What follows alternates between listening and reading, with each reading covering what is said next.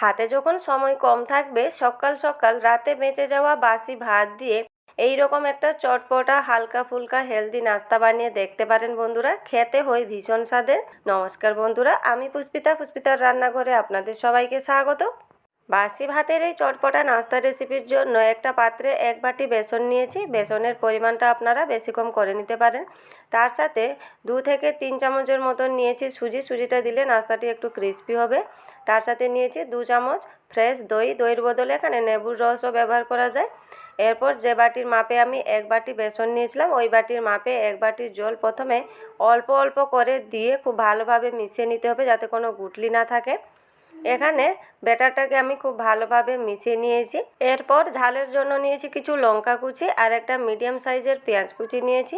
তার সাথে নিয়েছি 2 চামচের মতো ক্যাপসিকাম কুচি, নিয়েছি কিছু বাঁধাকপি কুচি আর নিয়েছি একটা মিডিয়াম সাইজের টমেটো কুচি। তার সাথে নিয়েছি কিছু গ্রেট করে গাজরকে আর নিয়েছি বেশ কিছু পরিমাণ ধনেপাতা কুচি। ধনেপাতার বদলে এখানে মেথি কিংবা পালং শাক নেওয়া যায়। অবশেষে নিয়েছি 1 বাটি ভাত, কালকে রাতে বেঁচে যাওয়া বাসি ভাত নিয়েছি। বাসি ভাতের বদলে এখানে সদ্য ভাত বানিয়েও নিতে পারেন আর ভাতের পরিমাণটা এখানে বেশি কমও করে নিতে পারেন। এরপর 1/2 চা চামচ নিয়েছি সাবুত জিরে, কালারটা যাতে একটু ভালো আসে তার জন্য নিয়েছি 1/2 চা চামচ হলুদের গুঁড়া। তার সাথে 1/2 চা চামচ নিয়েছি কালো গোলমরিচের গুঁড়া। এরপর দিয়ে দিব পরিমাণ মতো লবণ আর 1/2 চা চামচ নিয়েছি জিরে গুঁড়া। তার সাথে 1 চামচ নিয়েছি চিনি। চিনিটা সম্পূর্ণ এখানে অপশনাল, তবে একটু দিলে একটু হালকা মিষ্টি হলে নাস্তাটি খেতে ভালো লাগবে। এখানে সমস্ত কিছু খুব ভালোভাবে মিশিয়ে নিব।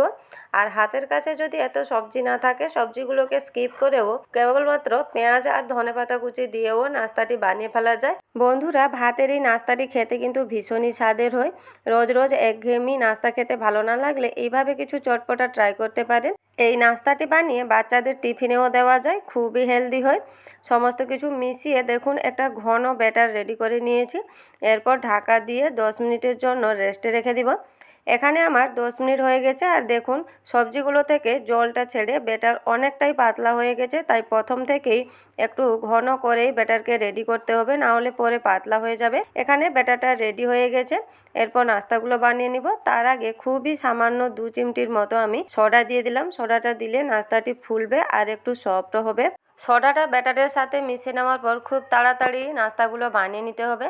নাস্তা বানানোর জন্য এদিকে একটা ফ্রাই প্যান গরম করে নিয়ে অল্প একটু তেল ব্রাশ করে নিয়েছি।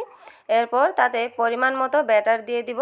এখানে আমি ছোট ছোট প্যানকেকের মতো বানিয়ে নিয়েছি। আপনারা যদি চান তো রুটির মতো করে বড় বড় করে বানিয়ে নিতে পারেন। তবে এইভাবে ছোট ছোট করে বানালে বাচ্চাদের টিফিনে দিতেও সুবিধা হয় আর বাচ্চাদেরও খুব পছন্দের হবে। একটা প্যানে 3টা করে নাস্তা আমি বানিয়ে নিচ্ছি। এরপর নাস্তাগুলোর মাঝখানে একটা চামচ দিয়ে এইভাবে একটু গোল করে নিচ্ছি। এই রকম একটু করে নিলে নাস্তাগুলোকে দেখতেও ভালো লাগবে আর খুব সুন্দরভাবে ভাজা হয়ে যাবে। এরপর ঢাকা দিয়ে 2 মিনিটের জন্য ছেড়ে দিতে হবে।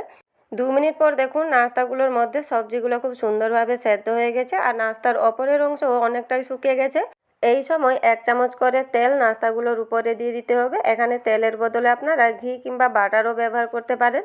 এরপর নাস্তাগুলোকে একে একে উল্টে নিব আর এখানে ফ্লেমটাকে অবশ্যই মিডিয়াম টু লো রাখতে হবে। মিডিয়াম টু লো ফ্লেমে নাস্তাগুলোকে উল্টে পাল্টে একটু ক্রিস্পি করে ভেজে নিতে হবে। বন্ধুরা, এইভাবে নাস্তাটি কিন্তু খুবই হেলদি হয় আর খেতে ভীষণই চটপটা হয়। এই নাস্তাটি একবার বানিয়ে দেখবেন বন্ধুরা, ছোট থেকে বড় সকলেরই খুব পছন্দের হবে। প্রথম ব্যাচে 3টা নাস্তা আমি উল্টে পাল্টে লাল করে একটু ক্রিস্পি করে ভেজে নিয়েছি আর দেখুন কালারটা কত সুন্দর এসছে। নাস্তাগুলোকে একটা প্লেটে আমি বের করে নিয়েছি। এরপর একইভাবে এখানে সমস্ত নাস্তাগুলোকে ভেজে নিব। আর দেখুন ভেজে নেওয়ার পর নাস্তাগুলোকে দেখতে কতটা সুন্দর লাগছে, খুবই নরম সফট হয় আর খেতে হয় বন্ধুরা ভীষণই চটপটা। আজকের আমার এই বাসি ভাতের চটপটা নাস্তা রেসিপিটি কেমন লাগলো কমেন্ট বক্সে অবশ্যই জানাবেন। যদি ভালো লেগে থাকে তাহলে, যদি ইউটিউব থেকে দেখছেন তাহলে চ্যানেলটিকে সাবস্ক্রাইব করে পাশে থাকবেন আর ফেসবুক থেকে দেখলে পেজটিকে ফলো করে পাশে থাকবেন। নমস্কার বন্ধুরা, আজকের মতো এই পর্যন্তই। আবার দেখা হবে নতুন কোনো রেসিপিতে। ভালো থাকবেন, সুস্থ থাকবেন।